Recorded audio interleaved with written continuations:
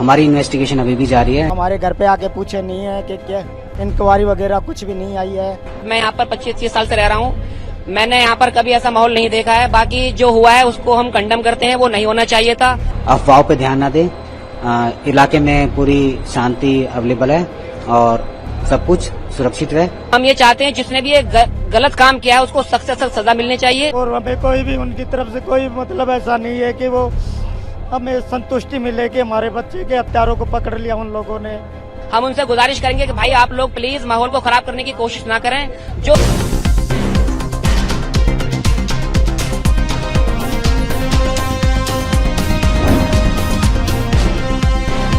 नमस्कार, आप देख रहे हैं द संकेत लाइव और मैं हूं तमन्ना।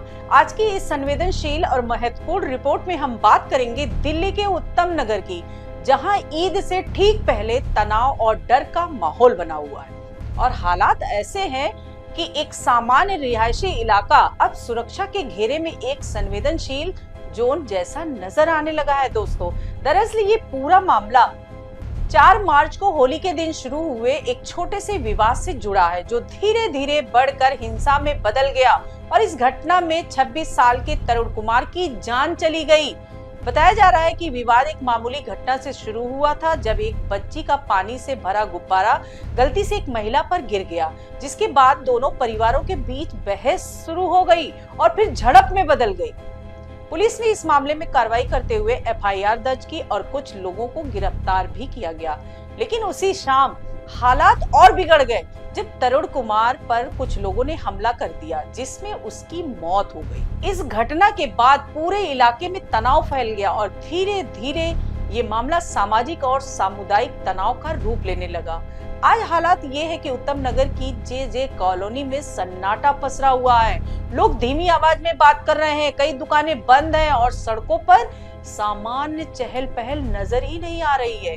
कई परिवार, खासकर मुस्लिम समुदाय के लोग, अपने घर और दुकानें छोड़कर अस्थायी तौर पर दूसरे इलाके में चले गए हैं। जो लोग अब भी वहां हैं, वे बेहद सावधानी के साथ रह रहे हैं और उम्मीद कर रहे हैं कि ईद का त्योहार शांतिपूर्वक बीत जाए। इलाके में भारी पुलिस बल तैनात किया गया है। 50 से ज्यादा पुलिसकर्मी अलग अलग पॉइंट पर मौजूद है। बैरिकेडिंग की गई है और दंगा नियंत्रण वाहन भी तैयार रखे गए हैं। दिल्ली पुलिस का कहना है कि किसी को भी कानून हाथ में लेने की अनुमति नहीं दी जाएगी और शांति बनाए रखने के लिए हर जरूरी कदम उठाया जा रहा है। डीसीपी द्वारका कुशल पाल सिंह ने भरोसा दिलाया है कि ईद के दौरान सुरक्षा के पुख्ता इंतजाम किए गए हैं और किसी भी तरह की अप्रिय घटना नहीं होने दी जाएगी।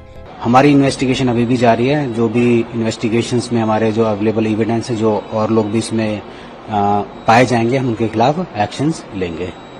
और अभी तक कुल मिलाकर हमने इसमें 14 लोगों को अरेस्ट किया और 2 लोगों को अप्रीहेंड किया है।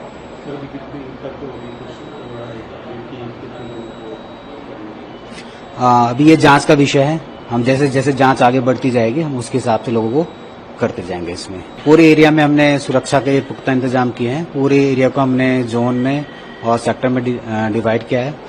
हमारे पास ये पर्याप्त फोर्स अवेलेबल है। हमारी लोकल पुलिस के अलावा हमने जो रैपिड एक्शन फोर्स है वो भी डिप्लॉय कर रखी है।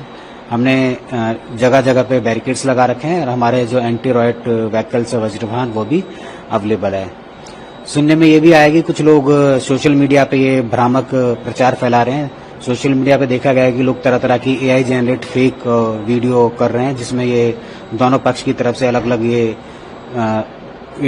मिस गाइड किया जा रहा है। तो उस पे भी हमारी नजर है। हमारा सोशल मीडिया सेल प्रॉपर्ली इस पे काम कर रहा है और ऐसी बहुत सारी सोशल मीडिया को हमने टैग भी किया है जो ये दुष्प्रचार कर रहे हैं। तो लोगों से यही निवेदन हम लोग करते हैं कि जो सोशल मीडिया पे चल रहा है उस पे विश्वास न करें, अफवाहों पे ध्यान न दें।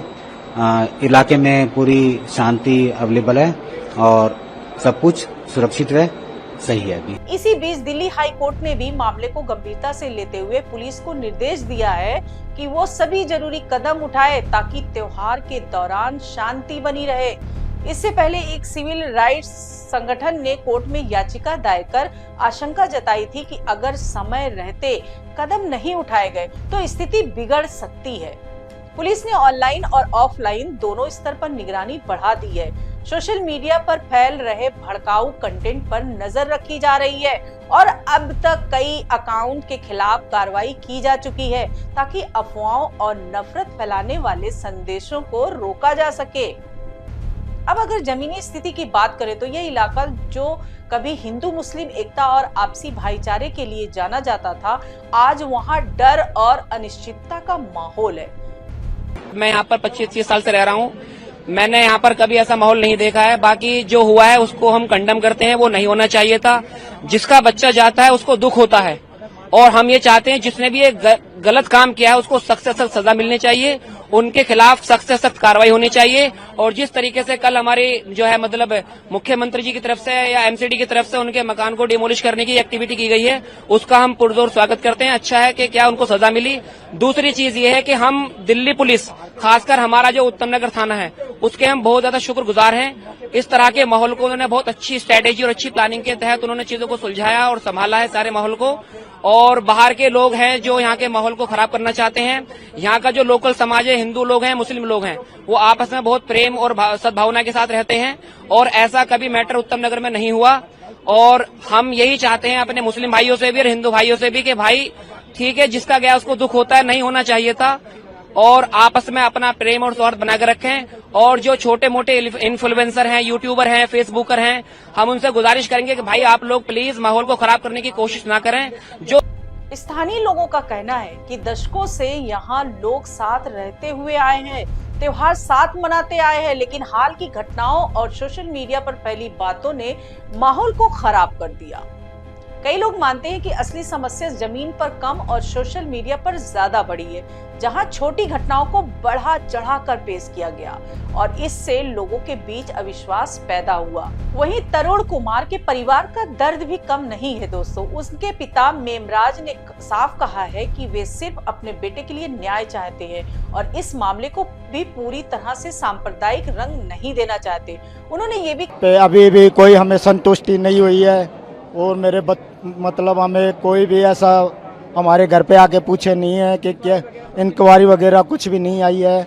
हमारे बच्चे को मतलब जवान बच्चा था मेरा, वो ख़त्म हो गया, लेकिन पुलिस कोई भी हमें से की पूछताछ के लिए नहीं आई है। और वो कह तो रहे हैं कि 5-6 लोगों को हमने गिरफ्तार किया है, लेकिन हमें ऐसा कुछ नहीं लगता कि उन्होंने गिरफ्तार किया। हमने उनको बोला था कि हमें उनको दिखाओ तो सही कि वो जिनको आप गिरफ्तार किए हो, लेकिन ऐसा कुछ नहीं किया उन्होंने। तो हमें सीबीआई की जांच चाहिए और उन लोगों की ये सपोर्ट कर रहे हैं, उनके घरों की रक्षा कर रहे हैं, हमारी कोई रक्षा नहीं कर रहे हैं ये लोग। और हमारे बच्चा मेरा नौजवान बच्चा था, मैंने खो दिया। अभी ये पुलिस वाले, ये जो नेता लोग हैं, ये क्या जाने मेरे बच्चे का दर्द। मुझे जो दर्द है उन लोगों को क्या दर्द होगा। अगर इनका भी कोई बेटा होता तो उनको पकड़ के गिरफ्तार करते या नहीं करते हमें कोई भी उनकी तरफ से कोई मतलब ऐसा नहीं है कि वो हमें संतुष्टि मिले कि हमारे बच्चे के हत्यारों को पकड़ लिया उन लोगों ने। कहा कि अपराध को अपराध की तरह देखा जाना चाहिए और दोषियों को सख्त सजा मिलनी चाहिए ताकि भविष्य में कोई ऐसी घटना दोबारा ना हो। अब इस पूरे घटनाक्रम के एक अहम बात ये भी सामने आई है कि जहां एक तरफ कुछ लोग माहौल को भड़काने की कोशिश कर रहे हैं, वहीं दूसरी तरफ बड़ी संख्या में स्थानीय लोग शांति बनाए रखने की अपील भी कर रहे हैं। और यही उम्मीद की किरण है, क्योंकि अंततः किसी भी समाज की ताकत उसकी एकता और आपसी विश्वास में होती है। अब सवाल ये है कि क्या प्रशासन और समाज मिलकर इस तनाव को खत्म कर पाएंगे और क्या ईद का त्योहार शांति के साथ मनाया जा सकेगा? क्योंकि इस समय सबसे ज्यादा जरूरत है जिम्मेदारी की, संयम की और सही जानकारी की, ताकि अफवाहों और नफरत को रोका जा सके। फिलहाल इस पूरे मुद्दे पर आपकी क्या राय है दोस्तों? क्या सोशल मीडिया इस तरह के मामले को बढ़ाने में बड़ी भूमिका निभा रहा है और क्या प्रशासन के कदम पर्याप्त है? अपनी राय कमेंट्स में जरूर बताइएगा। चैनल को सब्सक्राइब कीजिए। नमस्कार।